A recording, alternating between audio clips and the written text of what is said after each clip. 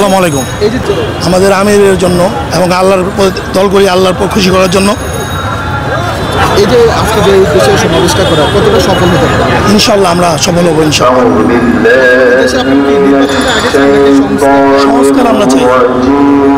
দেখতে পাচ্ছেন যে জুলাই সনদ এখনো ঘোষণা জুলাই যে ঘটনাগুলো ঘটেছে এখনো কি জন্য ঘোষণা হচ্ছে না বলে মনে হয়?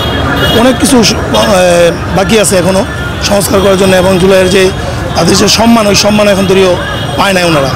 সমাবেশে কত লাখ মানুষ? আমাদের ধারণা 10 লাখের উপরে যাবে।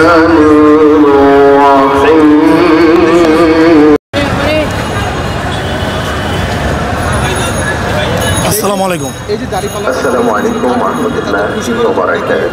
আমাদের আমিরের জন্য এবং আল্লাহর দল করি আল্লাহর খুশি করার জন্য।